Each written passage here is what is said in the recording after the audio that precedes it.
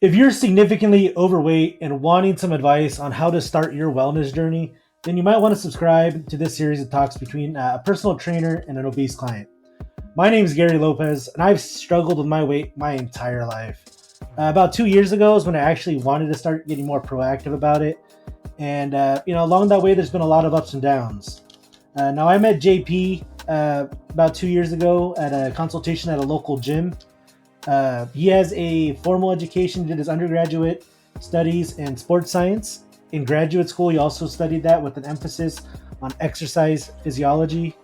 He holds a level one certificate as a certified strength and conditioning specialist. Also holds various personal trainer certifications. Having played a variety of sports growing up, he settled on running track in college and eventually found his way into bodybuilding and powerlifting. Over the last 2 years, he's become involved with the CrossFit community, and the little free time he has, he likes to go rock climbing. Anything there I missed, buddy? No, man. I mean, Olympic weightlifting in there, in between, and then that's kind of pretty much that's part of CrossFit. Walking Yeah. dogs also big in the spare time. Walking dog. um, got to say the resume checks out with like the powerlifting and the bodybuilding because like I remember day one at the gym you were doing like the bro cable curls, and honestly my thoughts are like this guy, this bro, this gym bro. Um, but yeah, we'll get it right into this. I think most people who are in a situation that I was in, Going down. uh, Thanks. going to the gym can be very intimidating. And uh, so I want to give you a prompt of given somebody who's severely overweight, but let's say they can still walk around, they're not like restricted to their bed. They're able to get up and move a little bit. And maybe they're like 10 years, or maybe they've never gone to a gym, 10 years removed from the gym. Um, where should they start out? And I'm going to give you two like different paths. Where should they start out if they only have like, they say, hey, look, I only have 200, $300 I could throw at this in the year versus the person that says, you know what, I have a little bit more money. I could spend 200 to $300 a month on trying to get myself in shape. Like, what are the two paths? What are some things you would recommend for those people? Well, one, obviously, you got to start with the gym membership, right? And so let's go with the cheaper side first, right? Let's go with the most affordable thing. So if you only have like $300 a year that you can do on this, there are tons of cheap or very, very low cost options. Um, So Planet Fitness is a good one. Your local YMCA is great because you're going to have a lot more resources there. There's going to be more available to you. The Planet Fitness is great as like a shell of a place to be, but it's not necessarily going to be like you might not find a community there. Nothing against them, but that's not their thing. They're not there to really welcome you and pull you in and make sure you're there. Um, So because, you're saying like the YMCA route, that's where they'll have like more structured classes or um, stuff like that, as where the Planet Fitness, like you might kind of be on more or less on your own yeah, in that environment. yeah, it's going to be pretty solo on in a place like that. There's tons of options. A lot of like Fit for Life is usually there will be gyms that are reasonably priced with classes that are worked in with it. LAC is an example here, the Lexington Athletic Club. Um, the gym I used to coach at, Man of War Fitness, they're mostly class centered, but that's a place where you really find like an environment. And when they're class centered, that means you meet people. That means you have friends there. That means you have like an environment and you have like a social group there, which is probably for adherence number one. Like that is got to be the number one to keep you going, keep you accountable, get you motivated, have people there because you now have a social group and you can have this like you start to build your identity around that because you're really trying to reinvent yourself, right? So if we've done these things for Mhm. decades and decades and then we're like, you know what, I'll be a guy who goes to the gym twice a week, and then you just show up, put your headphones in, you don't talk to anyone, and you get there, and then 2 or 3 months rolls around, you've been working your ass off, and you look in the mirror and you're like, I didn't notice any big changes. The motivation dies, right? Unless you're just super, super disciplined and that's something to do. But that's not everyone. You know what I mean? Discipline's part of it for sure. But motivation and having a group or even just a buddy. Like, I mean, talk about the cheapest version of this. Go to Planet Fitness, spend $10 a month, and have your best Yeah. friend or someone you know really well who's already there doing it. Join them. keep each other motivated, keep them going, and then test yourself. Find things in the gym that you want to be better at or want to be good at. Test it, retest it, test it again, right? See that growth. Although visually is what a lot of us are going for, the thing that's going to keep you there is the performance stuff, because visuals are going to take months and months on end. I might know you might notice that your mile time dropped 3 to 4 minutes in the span of 2 months because you just consistently worked at it. Where you might Yeah. lose 5 pounds, but visually that might not look like a lot. You know what I mean? Now Yeah. I've heard something recently where they said like the guy said it was a life hack to go join the most expensive gym you can afford, because you'll probably find people of the like mindedness that are motivated, that are Mm-hmm. career driven. Like you'll find people who are like high end performers typically at those places. If you're looking to have like how can I have a more healthy social group, like that's what he was saying. Like that was a life hack for him. And the other thing is, yeah, like Oh yeah. it, especially if you're really like you're gonna look at the mirror and you're probably always gonna see like that bigger form of yourself. But if you're tracking your strength, right, like, hey, before I couldn't even lift that, now I could do sets of 10 with that. um, right, like if you're tracking your performance, or maybe even just mobility, right, like that was a big thing for me. Like me coming back from the injury, squatting just to, I think like it was like the 20-inch box, going down to the little short one that's like 13, 14 inches, like that, like, Yeah. The small box. yeah, Yeah. like not a much change on the weight, but like that was a huge range of motion change, so you might, so again, if you're very unhealthy, very heavy, like the changes aren't always going to be on the scale, right? And that's something we'll talk about in a whole other episode. But um, yeah, and I also think like as far as also getting those tracks, like something else that you can do is something that I've liked having is like a watch that's a pedometer. Just so you kind of track your steps, make, because I think sometimes you look and be like, oh man, I'm only at 3,000. Like maybe I'll go on a little walk during the day, or I think it kind of motivates you to stay a little bit more active. Um, and I think the other thing that I learned with working with you, man, is that because you might not, maybe you're super busy. Like I don't have time to go to the gym, or I don't have the space to buy equipment at my house, or you can do so much with resistance bands. Like Oh my yeah, God. like Yeah. if you haven't worked out in a long time, there's a number of different workouts you can do with the resistance bands. Maybe we'll do like a video on those one day. But I think that's a great place to start. But let's go into the other scenario. Somebody who has Yeah. now 200, $300 a month to spend on it. You said, you know what, I want to go at this hard. I know maybe I can't implement the structure myself. I need something to help me. What would you prescribe to that person? Now that's where, so that life hack of like, it's investing in your health, right? Like you are doing the thing, you're paying the premium price because you know that this is something that you're going to want for the rest of your life and you need, right?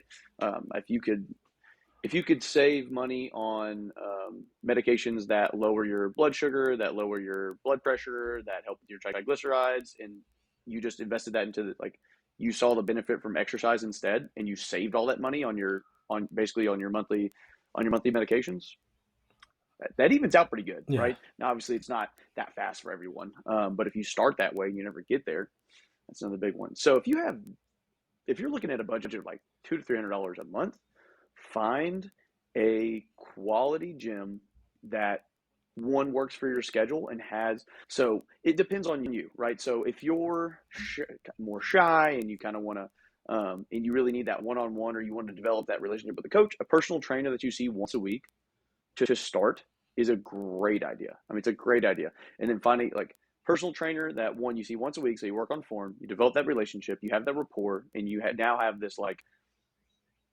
Account. desire to show up, not just for yourself but for them, Yeah. right? And they can give you.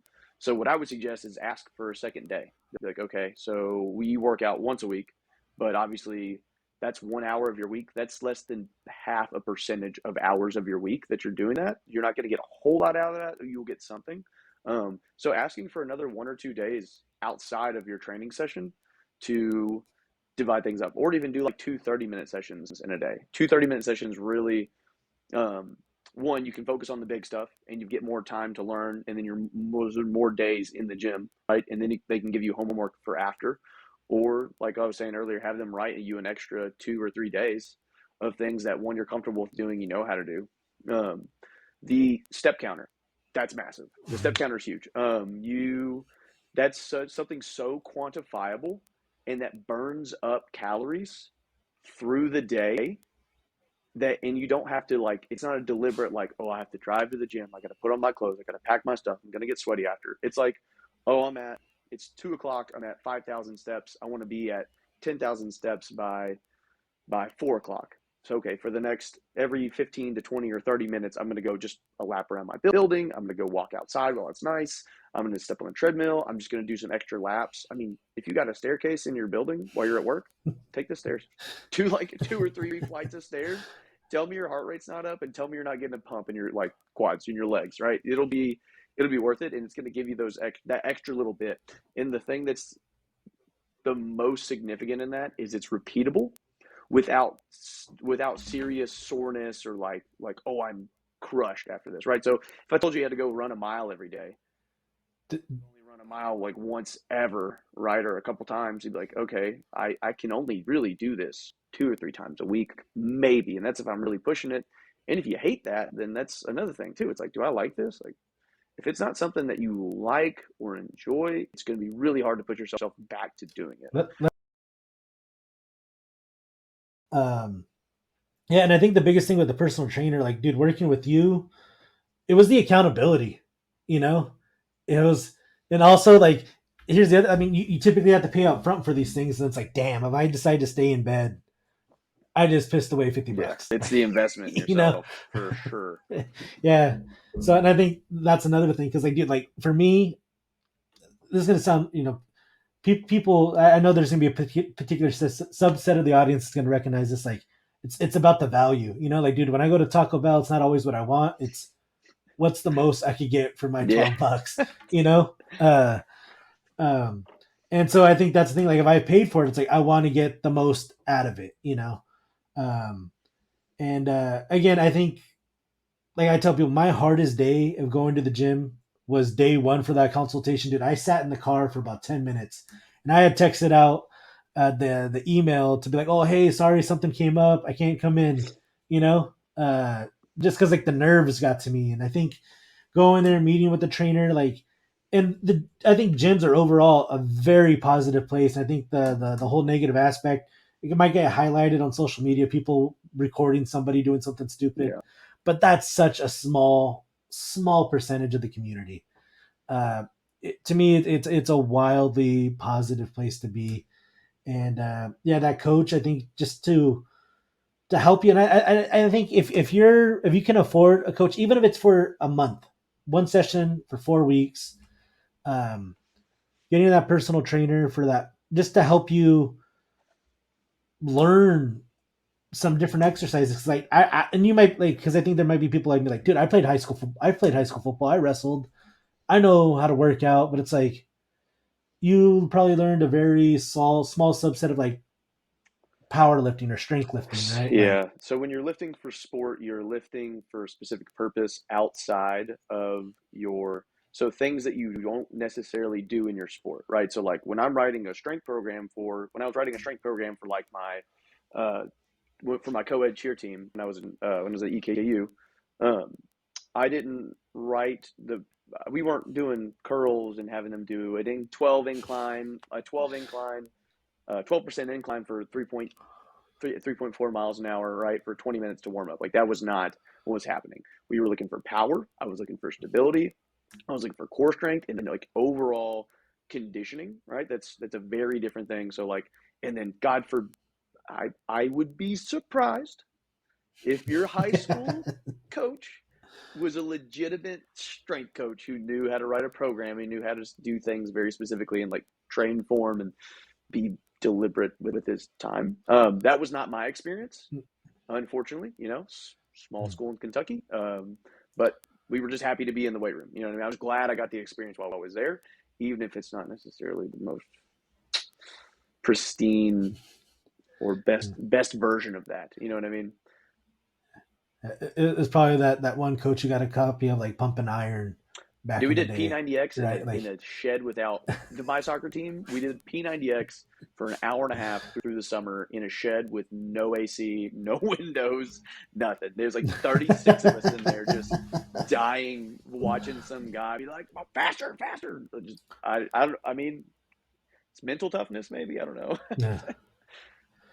Uh, what are some like questions you would think that you should probably ask a personal trainer in that consultation to make sure like they actually know, that they're actually knowledgeable, because I think Yeah. someone you can look at someone and be like, oh well, hey, they're in better shape than me, you know, obviously they must know something, but I don't think that always translates over to being able to coach and teach. Like, what are some things you would probably recommend you ask during that initial meetup to see if that's somebody you should If work they're with? legit or not.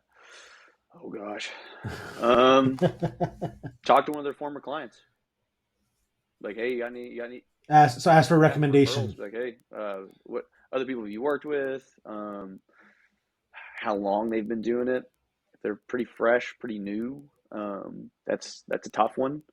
It's, I mean, Mm-hmm. charlatans are good at BSing, right? So, I mean, it's kind Yeah. of tough. I would one just kind of ask them about like their formal education, and then if they crush you the first day, if they don't do any okay, another thing, if we don't do any pre-testing, right? Like, okay, if I'm not asking you a bunch of questions, figuring out about you, if I'm just like, all right, cool, I got you, and I already know everything. I mean, Yeah. like, this is going to be a really big, like a doctor tests you first before he treats you, right? Like, let me see what's Mm-hmm. wrong. What are you bad at? What are you good at?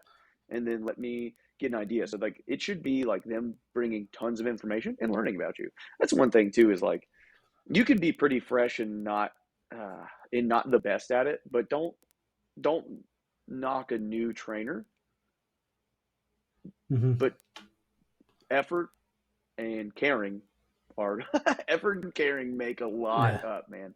That's like your first, like, I don't know how many times I like in my first year I like wrote a program, ripped it up and rewrote a program and brought it to my professors and was like, oh god, and just slaved over this thing for somebody, and then like, and then you get through the program and it's like, oh shit, this all just fell apart because of like time.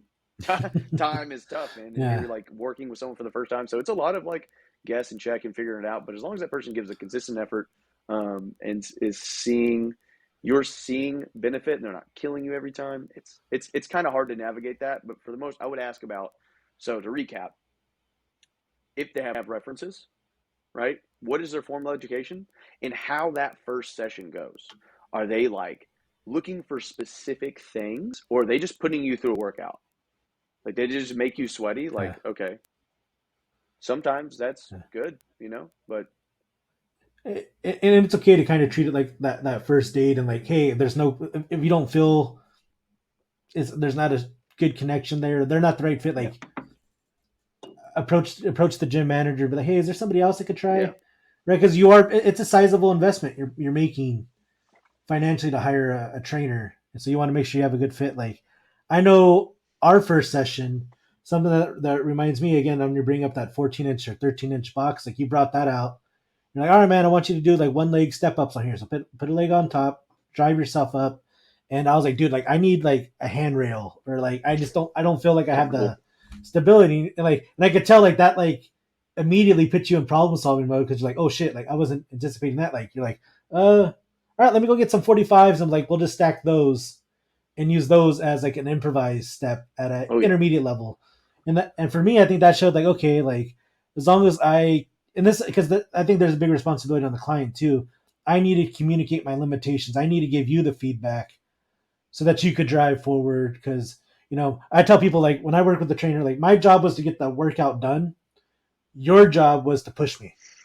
So it's like, hey, dude, can we up the weight on this one? Like in my head, I'm like, I want to be able to finish this workout, but it's like I know it needs to be harder. Like the last set should be harder than this set, and I don't want to be to where I'm just putting in a 70% effort. Like it should tax me more towards the end and be like, yeah, dude, we could go up a couple pounds. We could go up to the next kettlebell. We could go up to the next, another five yeah. pounds. So I think. giving that feedback to your trainer is wildly important, and seeing how they adjust to it, because if they're not making adjustments, if they're not making the modifications to the workout, or seeing like, oh man, I wrote like, I remember some workouts you gave me to do that first round, I was just gassed, and you're like, okay, so we're not going to do a 12-minute AMRAP, Yeah, like we're gonna back this down. This is gonna be a little harder. This is gonna be a little less. Yeah, and yeah, yeah, like rather than doing 8 reps, we're going to cut it down to 5. Just do 5. Give me 5 solid, clean reps on each station. You know, repeatable plan too. Like so, if each week should look fairly similar with a little bit of progression, it's called progressive overload, right? We need to have something. It's the not sexy stuff that works. Um, and I guess now is better online. We're seeing people are glorifying the not sexy stuff. They're like, oh, you mean the shit that works? Cool. We're not seeing like yeah, someone doing Smith machine squats standing on dumbbells that are turned on their side, right? And then like doing the splits and yeah. breaking their hips. We're not seeing that much anymore. At least, hopefully not. Maybe I just don't. Maybe I just don't pay attention. Um, Yeah, so I actually think that brings us to like a nice natural stopping point, because the next video I have planned for releasing here that we're going to record is like the importance of having a plan going into the gym. oh yeah.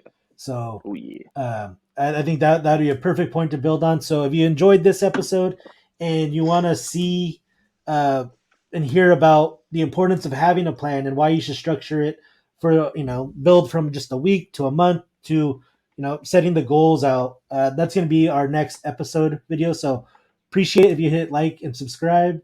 And JP, is there a way people can reach out to you? Anything you want to put out there? If you can, I mean, you can find me on Instagram or Facebook. Um, it's just JP Isaacs. If you're interested in doing like actual health coaching or things like that, and you like programming and stuff like that, you can find me at Foster Medical. That is a like a health optimization clinic. We do a concierge medicine. You can find me there. So yeah, just JP Isaacs on Instagram, Facebook. Don't look at it on Twitter. It's from high school. All right, guys. So again, I'm going to end this off with it. It's not always that easy, but it is that simple. Catch you guys next time.